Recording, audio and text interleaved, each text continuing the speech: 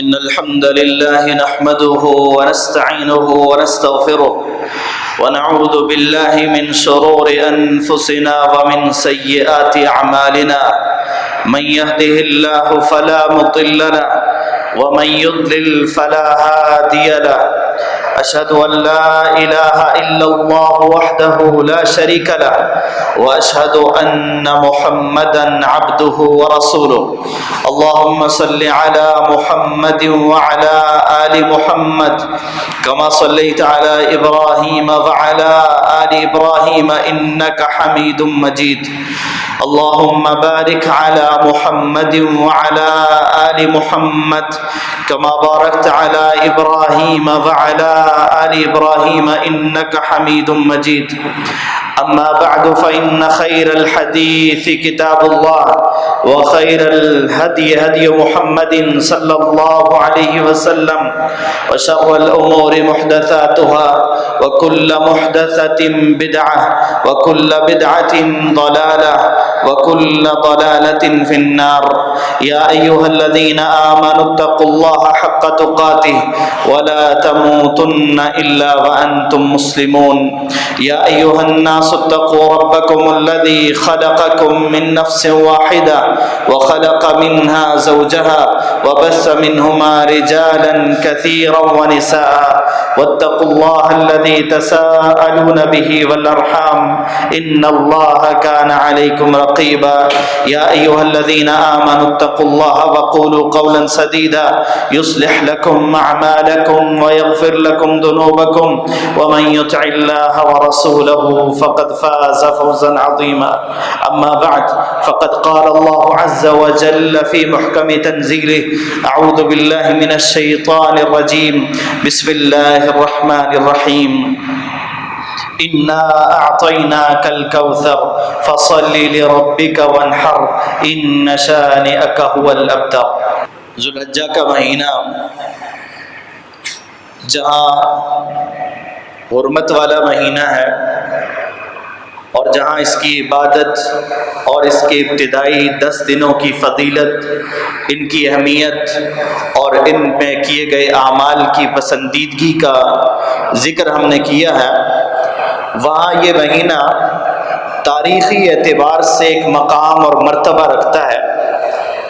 اور اس میں اللہ رب العالمین نے اپنے بندوں پر جو صاحب استطاعت ہیں حج کا فریضہ قائم رکھا ہے۔ اور پھر آج کی ہماری گفتگو جس حوالے سے ہے کہ نبی کریم صلی اللہ علیہ وسلم نے حجۃ الوداع کے موقع پر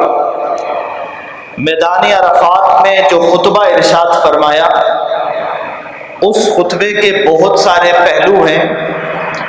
اس میں میرے اور آپ کے لیے بہت سارے اسباق اور دروس ہیں، ان میں سے چند ایک مختصر وقت میں ہم سیکھنے کی کوشش کریں گے۔ حجۃ الوداع کا خطبہ مجھے اور آپ کو جہاں زندگی گزارنے کا طریقہ سکھاتا ہے، دستور حیات ہے، میری اور آپ کی زندگی کو اللہ کی مرضی کے مطابق بنانے کا ایک ذریعہ ہے، وہاں اس میں جو چیزیں مجھے اور آپ کو سکھائی گئی ہیں، جن چیزوں کی تعلیم دی گئی ہے، اللہ کے پیغمبر نے جو پیغام دیا ہے، ان میں سے 5 چیزوں کا ہم ذکر کریں گے آج کی گفتگو میں۔ تو پہلی چیز، اس خطبے کا جو پیغام اللہ کے رسول صلی اللہ علیہ وسلم نے لاکھوں کے مجمع میں دیا تھا، اور صرف ان کے لیے نہیں بلکہ قیامت تک آنے والے لوگوں کے لیے وہ مشعل راہ ہے۔ آپ کے اس فرمان کے مطابق بلغوا عنی ولو آیا، کہ میری ایک بات ہی کیوں نہ ہو اسے دوسروں تک پہنچا دیا کرو، اور دوسروں تک پہنچاؤ، اس کی تبلیغ کرو۔ اس کا تقاضا یہ ہے کہ ہم اللہ کے رسول صلی اللہ علیہ وسلم کی بات کو سن کر خود بھی عمل کریں اور دوسروں تک بھی اس پیغام کو پہنچائیں۔ آپ نے جو پیغام دیا تھا اس میں سے پہلا پیغام کہ ایک مسلمان دوسرے مسلمان کے مال، اس کی جان اور اس کی عزت کی حفاظت کرنے والا ہو۔ مسلمان جو لا الہ الا اللہ کا اقرار کرتا ہے اور اس اقرار کے بعد جو بھی اس کے اقرار کرنے والے ہیں ان کا بھائی بن جاتا ہے۔ انما المؤمنون اخوہ، کہ مومن مسلمان آپس میں بھائی ہوتے ہیں، تو بھائی کی ذمہ داری یہ ہے کہ وہ دوسرے کے مال کی حفاظت کرے، اس کی جان کی حفاظت کرے اور اس کی عزت و آبرو کی حفاظت کرے۔ اور ان چیزوں کو ضائع کرنے والی، چاہے کسی کا مال ضائع ہوتا ہے، چاہے کسی کی جان جانے کا خدشہ ہے، یا کسی کی عزت پہ ہاتھ اٹھ رہا ہے، آنچ آ رہی ہے، تو اللہ کے پیغمبر صلی اللہ علیہ وسلم نے اس خطبہ میں اس پر بڑی وعید سنائی ہے۔ آپ صلی اللہ علیہ وسلم نے فرمایا، ان دماءکم واموالکم واعراضکم حرام علیکم کحرمت یومکم ھذا فی شہرکم ھذا فی بلدکم ھذا، کہ لوگوں تم میں سے ہر شخص کا خون، ہر شخص کا مال اور ہر شخص کی عزت دوسرے کے لیے اس طرح حرام ہے جس طرح مکہ حرمت والا شہر حرام والا ہے، ذوالحجہ کا مہینہ حرمت والا ہے، اور جس طرح تم یہاں حرمت والے مقام پہ جمع ہوئے ہو اور حرمت والے مہینے میں جمع ہوئے ہو، جس طرح ان کی حرمت کو پامال کرنا تمہارے لیے جائز نہیں ہے، اسی طرح دوسرے کے مال، جان اور عزت کو پامال کرنا بھی تمہارے لیے حرام ہے۔ فی شہرکم ھذا، یہ حرمت والا مہینہ ذوالحجہ ہے، اسی طرح دوسرے کا خون بھی حرام ہے، اسی طرح دوسرے کا مال بھی حرام ہے، اسی طرح دوسرے کی عزت بھی حرام ہے۔ فی بلدکم ھذا، مکہ میں ہو، مکہ جس طرح حرمت والا ہے اسی طرح یہ تین چیزیں بھی حرمت والی ہیں۔ تو اللہ رب العالمین نے ایک مسلمان کے جان کی اور اس کے مال کی اور اس کی عزت کی حفاظت کا اتنا انتظام کیا ہے کہ جو شخص ناحق کسی کا خون بہاتا ہے، اللہ رب العالمین قرآن مجید میں اس کے بارے میں کہتے ہیں، وَمَنْ قَتَلَ نَفْسًا بِغَيْرِ نَفْسٍ أَوْ فَسَادٍ فِي الْأَرْضِ فَكَأَنَّمَا قَتَلَ النَّاسَ جَمِيعًا، کہ جو انسان کسی دوسرے انسان کا خون بہاتا ہے اس نے ایک انسان کا نہیں پوری انسانیت کا خون بہایا۔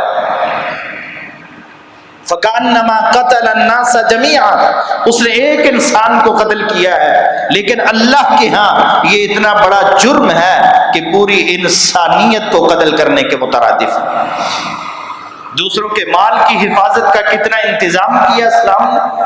اللہ کے پیغمبر نے حجۃ الوداع کے موقع پر بھی اس بات کو یاد رکھا اور لاکھوں کے مجمع میں اس بات کا اعلان کر دیا کہ تم میں سے کسی کا مال دوسرے کے لیے حلال نہیں ہے، اور قرآن مجید میں اللہ رب العالمین دوسروں کے مال کی حرمت کو بیان کرتے ہوئے فرماتے ہیں، لا تأکلوا اموالکم بینکم بالباطل، کہ ایک دوسرے کا مال باطل طریقوں سے، حرام طریقوں سے حاصل کرنے کی کوشش نہ کرنا۔ کسی کا مال کسی کو دھوکہ دے کے، چوری کر کے، رشوت کی صورت میں، سود کی صورت میں، دھوکہ دہی کی صورت میں، ناجائز منافع خوری کی صورت میں، یا کسی نے کوئی چیز تم سے لی ہے اور اب اس کے پیسے نہیں دے رہے، کسی بھی صورت کسی دوسرے کا مال، چاہے وہ ایک پیسہ ہی کیوں نہ ہو، چاہے وہ ایک روپیہ ہی کیوں نہ ہو، دوسرے مسلمان کے لیے حلال اور جائز نہیں ہے۔ اللہ رب العالمین نے قرآن مجید میں اس کی حرمت کو بیان کر دیا، اور پیغمبر دو جہاں نے جگہ جگہ پہ، قدم قدم پہ سکھایا کہ تم نے کاروبار کرنا ہے تو کیسے کرنا ہے، لین دین کرنا ہے تو کیسے کرنا ہے، کام کاج کرنا ہے تو کیسے کرنا ہے، آپس میں معاملات طے کرنے ہیں تو کیسے کرنے ہیں، تاکہ کسی پر بھی زیادتی نہ ہو، ظلم نہ ہو، اور کسی کا مال ناحق طریقے سے کوئی دوسرا نہ دیا۔ اور تیسری چیز عزت، آبرو، انسان کی جان بڑی قیمتی ہے، اس کا مال بھی بڑی قیمت اور ویلیو رکھتا ہے، لیکن اگر انسان کی عزت نہ رہے تو شاید اس کو اپنی زندگی کا بھی لطف نہیں آتا، اس کا بھی مزہ نہیں آتا۔ اس عزت کی حفاظت کے لیے اللہ رب العالمین نے بدکاری کو حرام کر دیا، اور پھر زبان کی حفاظت کا ایسا حکم دے دیا تاکہ اس زبان سے کسی کی عزت پامال نہ ہو، اس سے کسی کو گالیاں دے کے اس کی عزت کو پامال نہ کیا جائے، اس سے غیبتیں کر کے دوسروں کی برائیاں لوگوں میں بیان کر کے ان کی عزتوں کو پامال نہ کیا جائے، اور جھوٹ بول کے اس زبان کے ذریعے کسی کی عزت کو نقصان نہ پہنچایا جائے، اور زبان کے جتنے بھی طریقے ہو سکتے ہیں کسی کی عزت کو اچھالنے کے، وہ سارے طریقے، وہ سارے راستے اور وہ سارے کام اللہ رب العالمین نے حرام قرار دے دیے، اور پیغمبر نے کہہ دیا کہ جس طرح مکہ شہر حرمت والا ہے، جس طرح ذوالحجہ کا مہینہ حرمت والا ہے، اسی طرح یہ دوسرے کی عزت بھی حرمت والی ہے۔ کسی کی عزت کے بارے میں اگر کوئی شخص زبان درازی کرتا ہے یا اس کی عزت کو پامال کرتا ہے تو ایسے ہی ہے جیسے وہ مکہ کی حرمت کو پامال کر رہا ہے۔ بلکہ رسول اللہ صلی اللہ علیہ وسلم نے بیت اللہ کو مخاطب کر کے کہا تھا کہ بیت اللہ تیری بڑی عزت ہے اللہ کے ہاں، تیرا بڑا احترام ہے، تیری بڑی قدر ہے اللہ کے ہاں، لیکن ایک مومن کی عزت تیرے سے بھی زیادہ ہے۔ آج اگر کوئی شخص بیت اللہ کے حوالے سے کوئی بات کرے مسلمان برداشت نہیں کرتا، لیکن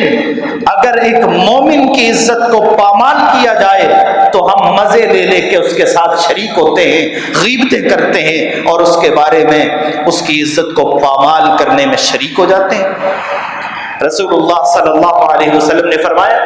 المسلم اخو المسلم، مسلمان کا بھائی ہوتا ہے، لا یظلمہ ولا یسلمہ، وہ اس پہ ظلم نہیں کرتا اور وہ اسے بے یار و مددگار نہیں چھوڑتا کہ کوئی اس کی عزت کو پامال کرے اور یہ کھڑا تماشا دیکھ رہا ہو، یہ ایسے نہیں کرتا۔ تو بیت اللہ کی بھی بڑی حرمت ہے، حرمت والا شہر ہے مکہ، حرمت والا مہینہ ہے ذوالحجہ، لیکن پیغمبر کہتے ہیں کہ تمہاری جان، تمہارا مال اور تمہاری عزت اے مومنوں اس سے بھی زیادہ حرمت والی ہے ایک دوسرے کی عزت کا، ایک دوسرے کے مال کا، ایک دوسرے کی جان کا خیال رکھنا، اس کی حفاظت کرنا، اسے پامال نہ کرنا۔ آج مجھے بڑا شوق ہے کہ میں اللہ کے گھر کو دیکھوں، آج مجھے بڑا شوق ہے، آپ بھی شوق رکھتے ہیں کہ ہم بار بار حج کے لیے جائیں، لیکن ہم اپنے مسلمان بھائیوں کے ساتھ کیا کرتے ہیں جو ہمارے ہی گھر میں رہتے ہیں، جو ہمارے ہی محلے میں رہتے ہیں، جو ہمارے ہی پڑوس میں رہتے ہیں، ہمارے شہر اور ملک میں رہتے ہیں، جن کے ساتھ ہمارا واسطہ پڑتا ہے، ان کے ساتھ ہم کون سا رویہ اپناتے ہیں؟ ذرا اپنے اس رویے پہ، اس کردار پہ بھی نظر ثانی کرنے اور اسے دیکھنے کی ہمیں ضرورت ہے۔ دوسرا پیغام حجۃ الوداع کے خطبے کا جو اللہ کے پیغمبر نے دیا تھا اور صحابہ کرام کو مخاطب کیا تھا، اس کا دوسرا پیغام یہ ہے کہ نسلی اور قومی تفریق کو ختم کر دیا جائے۔ کلکم من آدم، اللہ کے پیغمبر کہتے ہیں تم سارے آدم کی اولاد ہو، وآدم من تراب، آدم کو اللہ نے مٹی سے پیدا کیا ہے، تم سارے آدم کی اولاد ہو، اللہ نے تمہیں بنایا ہے، لیکن یاد رکھنا لا فضل لعربی علی عجمی، کسی عربی کو اجمی پر، ولا لعجمی علی عربی، کسی اجمی کو عربی پر، ولا لاسود علی احمر، کسی کالے کو گورے پر، ولا لاحمر علی اسود، کسی گورے کو کالے پر کوئی فضیلت حاصل نہیں ہے، الا بالتقوی، فضیلت کا معیار ہے اللہ کے ہاں ان اکرمکم عند اللہ اتقاکم، زیادہ عزت والا ہے، زیادہ مقام والا ہے تو وہ تقوی والا ہے، جو جتنا زیادہ متقی متقی ہے، اللہ سے ڈرنے والا ہے، وہ اللہ کو اتنا زیادہ پیارا ہے۔ باقی تم سارے آدم کی اولاد ہو، اللہ نے تمہارے قبیلے بنائے ہیں کس لیے؟ لتعارفوا، تاکہ پہچان ہو جائے ایک دوسرے کے تعارف کے لیے، ورنہ اللہ تعالیٰ نے کسی قبیلے کو کسی دوسرے پر کوئی فوقیت نہیں دی۔ نہ کسی مال والے کو غریب پر فوقیت حاصل ہے، نہ کسی عہدے والے کو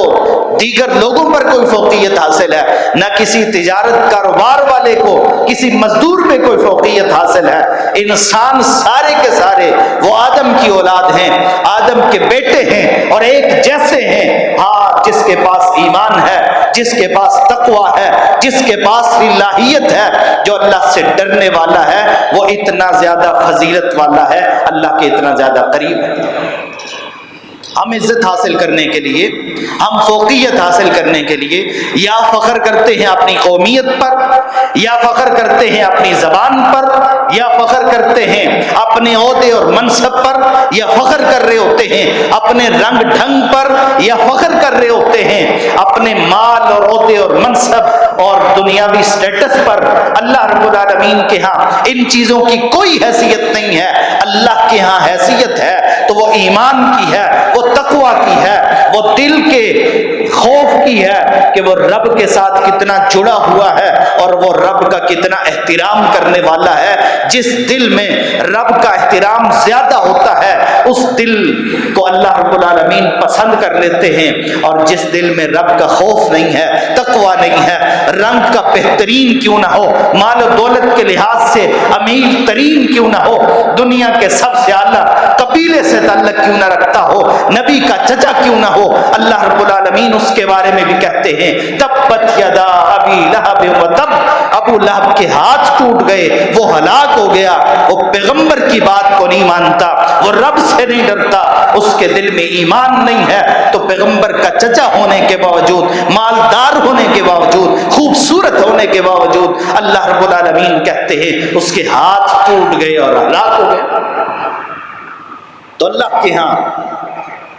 نسلی قومی تفریق اس کی کوئی حیثیت نہیں ہے، اور حجۃ الوداع کا خطبہ مجھے اور آپ کو یہ پیغام دیتا ہے کہ تم سارے آدم کی اولاد ہو، تمہارا قبیلہ کوئی بھی ہے، تمہارا رنگ کوئی بھی ہے، تمہاری نسل کوئی بھی ہے، تمہاری زبان کوئی بھی ہے، تم سارے آدم کے بیٹے ہو۔ آدم کو اللہ نے مٹی سے پیدا کیا ہے اور مٹی کا کام جھک جانا ہوتا ہے، تمہارے ساتھ جھکنا اچھا لگتا ہے، اپنے رب کے سامنے سجدہ ریز ہونا اچھا لگتا ہے، تواضع اختیار کرنا اچھا لگتا ہے کہ من تواضع للہ رفعہ اللہ، جو اللہ کے لیے عاجزی اختیار کرتا ہے، تواضع اختیار کرتا ہے، اللہ اسے عزتیں دیتے ہیں، عروج دیتے ہیں، بلندیاں عطا کرتے ہیں۔ اور اس خطبے کا تیسرا پیغام وہ یہ ہے کہ اللہ رب العالمین نے انسانوں کو ایک مرد اور ایک عورت سے پیدا کیا ہے۔ اس عورت کی اللہ رب العالمین نے بڑی قدر کی ہے، اس کو بڑی عزتوں سے نوازا ہے۔ اللہ کے رسول صلی اللہ علیہ وسلم نے عورتوں کے حوالے سے حجۃ الوداع کے خطبہ میں ارشاد فرمایا وَاسْتَوْصُوا بِالنِّسَاءِ خَيْرًا، عورتوں کے ساتھ خیر کا رویہ اختیار کرو، اچھا رویہ اختیار کرو، تمہارا کردار ان کے ساتھ اچھا ہونا چاہیے۔ آج اگر کوئی شخص عورتوں کی بات سن لے یا ان کے ساتھ اچھا رویہ اختیار کر لے، اسے جو کہا جاتا ہے وہ میرے اور آپ سے پوشیدہ نہیں ہے۔ لیکن اللہ کے پیغمبر اپنے آخری خطبے میں، حجۃ الوداع کے خطبے میں، جہاں بات کی بڑی اہمیت تھی، لاکھوں صحابہ جمع تھے، آپ یہ پیغام دے رہے ہیں کہ لوگوں عورتوں کے ساتھ اچھا رویہ اختیار کرو، اور آپ نے اپنے بارے میں گارنٹی دے دی، فرمایا خیرکم خیرکم لأہلی، لوگوں تم میں سے بہترین وہ ہے، اعلیٰ ترین وہ ہے، اللہ کے ہاں معزز وہ ہے جو اپنے گھر والوں کے ساتھ اچھا ہے۔ وَأَنَا خَيْرُكُمْ لِأَهْلِي، اور اپنے بارے میں کہا کہ میں تم میں سب سے زیادہ اپنے گھر والوں کے ساتھ اچھا ہوں۔ آج گھروں میں معاملات خراب ہیں تو وجہ کیا ہے؟ مرد یہ سمجھتا ہے کہ میرے پاس مال ہے، میرے پاس عہدہ اور منصب ہے، مجھے اللہ نے رنگ روغن دیا ہے، میرے پاس فلاں چیزیں ہیں، دنیا مجھے جھک کے ملتی ہے، تو گھر میں بھی میرے ساتھ یہی ہونا چاہیے۔ اللہ کے پیغمبر صلی اللہ علیہ وسلم سے بڑا عہدہ کسی کا نہیں ہے۔ دنیا کا سب سے بڑا عہدہ لے آئے، پیغمبر کا عہدہ۔ آپ امام کائنات ہیں، آپ سید الانبیاء والبشر ہیں،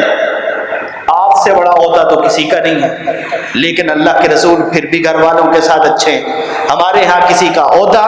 اسے گھر والوں کے ساتھ اچھا ہونے سے رکاوٹ بن جاتا ہے۔ کسی کے پاس مال آ جائے، کوئی مصروف ہو جائے، کام کاج پہ لگا ہوا ہے، تو وہ یہ بات لے کے بیٹھا ہوتا ہے کہ میرے پاس وقت نہیں ہے فضول کا، اس لیے وہ گھروں میں لڑائیاں کر رہا ہوتا ہے کہ میں اتنا بیزی آدمی اور میرا خیال نہیں رکھا جا۔ پیغمبر سے زیادہ مصروف کوئی نہیں ہے۔ آپ پہ رب کا پیغام بھی آتا ہے، رب کی وحی کی مصروفیات بھی ہیں، آپ جہاد کے میدان میں نکلتے ہیں، آپ کے پاس وفد آتے ہیں اسلام قبول کرنے کے لیے، اور قدم قدم پہ آپ لوگوں کو دین سکھا رہے ہیں، تعلیم دے رہے ہیں، تبلیغ کر رہے ہیں، جہاد بھی کر رہے ہیں، رب کی بندگی بھی کر رہے ہیں۔ ان ساری چیزوں کے باوجود آپ صلی اللہ علیہ وسلم کہتے ہیں کہ لوگوں میں تم میں سب سے زیادہ اپنے گھر والوں کے ساتھ اچھا، میں اور آپ اچھے کیوں نہیں ہو سکتے؟ ہم نے پیغمبر کی سیرت کے اس پہلو کو نہیں پڑھا کہ پیغمبر تو اپنے آخری پیغام میں، اور جس میں آپ نے یہ اشارے دے دیے تھے کہ شاید یہ میرا آخری حج ہوگا، خذوا عنی مناسککم لعلی لا احج بعد عامی ھذا، پیغمبر اعلان کر رہے ہیں لوگوں مجھ سے حج کے طریقے سیکھ لو، شاید کہ آج کے بعد میں حج نہ کر سکوں، تمہارے ساتھ دوبارہ نہ آؤں۔ اپنے اس آخری پیغام میں بھی پیغمبر یہ کہتے ہیں وَاسْتَوْصُوا بِالنِّسَاءِ خَيْرًا، عورتوں کے ساتھ خیر والا، بھلائی والا راستہ اختیار کرو۔ ان کو اللہ نے پسلی سے پیدا کیا ہے، وہ ٹیڑھی ہوتی ہے، اسے سیدھا کرنے کی کوشش کرو گے تو توڑ بیٹھو گے۔ اور قرآن مجید میں اللہ رب العالمین وَعَاشِرُوهُنَّ بِالْمَعْرُوفِ کہہ کر اس بات کا پیغام دیا کہ تمہارے گھر میں عورتیں ہیں، تم مرد ہو، قوام ہو، طاقتور ہو، تمہیں اللہ نے اختیار دیا ہے، لیکن تمہارا یہ اختیار ایسا نہیں ہونا چاہیے کہ اپنے ہی گھر میں لڑائیوں کا سبب بنے، بلکہ عاشروہن بالمعروف، عورتوں کے ساتھ اچھا سلوک کیا کرو، اچھا برتاؤ کیا کرو۔ اور اس خطبے کا چوتھا پیغام یہ تھا کہ سود کا خاتمہ کر دیا جائے۔ لوگ جو سود میں ڈوبے ہوئے تھے، اللہ کی اس لعنت میں ڈوبے ہوئے تھے، آپ صلی اللہ علیہ وسلم نے فرمایا کہ جہالت کے جتنے کام ہیں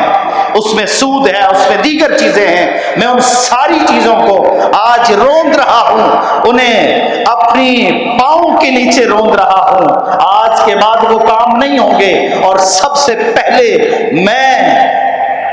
اس کا خاتمہ کر رہا ہوں کہ میرے خاندان میں آج کے بعد یہ کام نہیں ہوگا۔ سود کے خاتمے کا میرے اور آپ کے پیغمبر اپنے آخری خطبے میں، حجۃ الوداع کے خطبے میں پیغام دے رہے ہیں کہ اس کو ختم کیا جائے، لیکن امت کہتی ہے کہ ہم نبی سے محبت کرنے والے ہیں، لیکن سود کے بغیر ہمارا گزارا نہیں ہے، سود کے بغیر ہمارا کاروبار نہیں چل سکتا، ہمارا گھر بار نہیں چل سکتا، ہمارا نظام نہیں چل سکتا۔ جس سود ختم کر دیں تو ہمارا کام کیسے چلے گا؟ پیغمبر کہتے ہیں کہ سود کا خاتمہ کر دو، اور قرآن میں رب اعلان کر رہا ہے کہ تم سود کو چھوڑ دو، وَذَرُوا مَا بَقِيَ مِنَ الرِّبَا، کہ سود کو چھوڑو، اور اگر کوئی یہ کام نہیں کرتا، سود نہیں چھوڑتا، تو رب کہتا ہے فَأْذَنُوا بِحَرْبٍ مِّنَ اللَّهِ وَرَسُولِهِ، اگر سود نہیں چھوڑ سکتے تو پھر اللہ اور اس کے رسول کے خلاف جنگ کرنے کے لیے تیار ہو جاؤ۔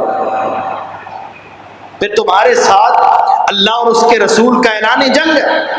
کہ اگر تم سود کو نہیں چھوڑتے۔ تو اللہ کے پیغمبر نے اس خطبے میں سود کے اور جاہلیت کے جتنے کام تھے ان کے چھوڑنے کی تعلیم دی، اور اپنی طرف سے اعلان کر دیا کہ آج کے بعد میری طرف سے ان ساری چیزوں کا خاتمہ ہے، ہمارے خاندان کی طرف سے ان چیزوں کا خاتمہ ہے۔ اگر جاہلیت میں کسی نے کسی کا خون بہا ہے تو آج کے بعد اس کا بدلہ نہیں لیا جائے گا، اگر سودی معاملہ ہے تو اسے ختم کر دیا گیا۔ بس جو تمہارا حق ہے، جو مال خرچ کیا ہے وہ واپس لے لو، اور اس کے بعد سود کے معاملے کا خاتمہ کر دو۔ اور پانچواں اہم ترین پیغام اس خطبے کا، آج امام کعبہ اگر خطبہ دینا تو ہمیں تجسس ہوتا ہے کہ کیا کہا۔ کل آپ نے خطبہ سنا میدان عرفات مسجد نمرہ سے، تو ہر شخص اس کی خواہش تھی کہ میں بھی خطبہ سنوں کہ خطیب حج نے کل کیا خطبہ دیا ہے۔ یہاں خطیب حج میرے اور آپ کے پیغمبر ہیں، خطبہ ارشاد فرما رہے ہیں، مجھے اور آپ کو پیغام دے رہے ہیں، اور جو پانچواں پیغام دیا نا وہ پیغام کیا تھا کہ قرآن اور سنت کو مضبوطی سے تھا۔ میں نے دنیا سے چلے جانا ہے، میرے جانے کے بعد اگر صراط مستقیم پہ قائم رہنے کا کوئی ذریعہ ہے تو قرآن اور سنت کی تعلیم ہے۔ جہاں رب العالمین نے اس دین کی تکمیل کا حکم دے دیا، اس دین کی تکمیل کا اشارہ کر دیا اور اعلان کر دیا، الیوم اکملت لکم دینکم واتممت علیکم نعمتی ورضیت لکم الاسلام دینا، کہ آج میں نے تمہارے لیے تمہارے دین کو مکمل کر دیا ہے، تمہارا دین کامل ہو چکا ہے۔ دین کا کوئی مسئلہ جو دین ہوتا، اللہ کے پیغمبر ہر ایک مسئلہ بتا کے گئے، پہنچا کے گئے۔ جس رب نے دین کو نازل کیا تھا اور یہ حکم دیا تھا، یا ایھا الرسول بلغ ما انزل الیک من ربک، اے رسول جو آپ کی طرف نازل ہوتا ہے آپ اس کی تبلیغ کر دیں، لوگوں تک پہنچا دیں۔ پیغمبر ساری زندگی پہنچاتے رہے وحی کے نازل ہونے کے بعد، اور پھر پیغمبر نے اس حجۃ الوداع کے موقع پر صحابہ کرام سے پوچھا، حل بلغ، لوگوں بتاؤ کیا میں نے رب کا دین تم تک پہنچایا ہے، رب کا پیغام پہنچایا یا نہیں پہنچایا؟ تو سب نے یک زبان کہا تھا، بلغت وادیت یا رسول اللہ، اللہ کے رسول آپ نے تبلیغ بھی کر دی ہے، آپ نے حق کے رسالت کو ادا بھی کر دیا ہے، آپ کے اوپر رب کا جو پیغام نازل ہوا تھا آپ نے ہم تک پہنچا دیا ہے۔ اس موقع پر اللہ کے پیغمبر آسمان کی طرف نگاہ اٹھاتے ہیں، رب کو گواہ بنا کے کہتے ہیں، اللہم اشہد، اللہم اشہد، اللہ تو بھی گواہ بن جا۔ یہ دنیا والے بھی گواہی دیتے ہیں کہ میں نے تیرا دین تیرے بندوں تک پہنچایا ہے، تو بھی گواہ بن جا کہ جو تو نے نازل کیا تھا میں نے پہنچا دیا۔ یہ پیغمبر پہنچا کے جا رہے ہیں اور کہتے ہیں، ترکت فیکم امرین، میں تم میں دو چیزیں چھوڑ کے جا رہا ہوں، لن تضلوا ما تمسکتم بہما، جب تک ان کو مضبوطی سے تھامو گے گمراہ نہیں ہوگے۔ کتاب اللہ و سنتی، حجۃ الوداع کا پیغام یاد کر لیجئے کہ میرے اور آپ کے پیغمبر اس دنیا سے آخری خطبہ حجۃ الوداع کے خطبہ آپ اس میں ارشاد فرما رہے ہیں کہ لوگوں تم میں دو چیزیں چھوڑ کے جا رہا ہوں، جب تک ان دو چیزوں کو مضبوطی سے تھامو گے گمراہ نہیں ہوگے۔ دعوتیں دینے والے بڑے ہوں گے، اپنی طرف بلانے والے بڑے ہوں گے، لیکن یاد رکھنا معیار تمہارا کیا ہے، تمہارے پاس ترازو کیا ہے، تمہارے پاس میزان کیا ہے جس پہ تم نے مسائل کو تولنا ہے، پرکھنا ہے، دیکھنا ہے۔ وہ کتاب اللہ و سنتی، ایک اللہ کی کتاب قرآن مجید ہے، دوسری میری سنت ہے۔ تو یہ اللہ کے پیغمبر کا پیغام تھا کہ آپ صلی اللہ علیہ وسلم دنیا سے رخصت ہونے کے قریب ہیں۔ آپ اس حج کے بعد تھوڑا ہی عرصہ دنیا میں رہے، لیکن جانے سے پہلے آپ نے لاکھوں کے مجمع میں اس بات کا اعلان کر دیا کہ میرے بعد اگر ہدایت پر قائم رہنا چاہتے ہو تو دو ہی راستے ہیں، ایک اللہ کی کتاب ہے، دوسری میری سنت ہے، اس کو مضبوطی سے تھام لینا، ہدایت پر رہو گے، اور اگر اسے چھوڑ دیا کسی اور راستے پر چل پڑے تو اللہ کے رسول کہتے ہیں ان ھذا صراطی مستقیمہ، ایک سیدھی لکیر کھینچ کے کہا یہ میرا راستہ ہے، صراط مستقیم ہے، دائیں بائیں چھوٹی چھوٹی لکیریں کھینچی اور فرمایا یہ شیطان کے راستے ہیں، ہر راستے پہ شیطان کھڑا ہے، اپنی طرف اس کے ہاتھ لگ جائے گا تو وہ پھر جنت کے راستے پہ نہیں رہے گا۔ اللہ مجھے اور آپ کو توفیق عطا فرمائے کہ ہم حجۃ الوداع کے ان 5 پیغامات کو یاد رکھنے والے بنے۔ پہلا پیغام تھا کہ دوسرے کی جان، مال اور عزت کی حفاظت کرنا، اپنی تو سارے ہی کرتے ہیں نا، دوسرے کے جان، مال اور عزت کی حفاظت۔ دوسرا پیغام کہ نسلی اور قومی تفریق کا خاتمہ،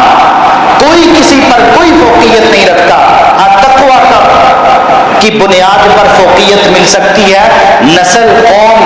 رنگ، مال، دولت، عہدہ، منصب، ان کی بنیاد پر کسی کو کسی پر کوئی فضیلت حاصل نہیں ہے۔ اور تیسری چیز کہ عورتوں کے حقوق کو ادا کیا جائے اور ان کی خیر خواہی کی جائے، ان کے حقوق کی ادائیگی ہو۔ اور چوتھی چیز کہ سود کا خاتمہ ہو۔ اور پانچویں چیز کہ قرآن اور سنت کا تمسک ہو، ان کو مضبوطی سے تھاما جائے، ان کو اپنے لیے دستور حیات سمجھا جائے اور قرآن و سنت کے مطابق زندگی گزاری جائے۔ اللہ رب العالمین جو ہم نے کہا سنا، اس میں جو صحیح بات ہوئی اس پہ عمل کرنے کی توفیق عطا فرمائے، اور جو غلطی کوتاہی ہوئی اللہ تعالیٰ اس سے درگزر فرمائے۔ وآخر دعوانا ان الحمد للہ رب العالمین۔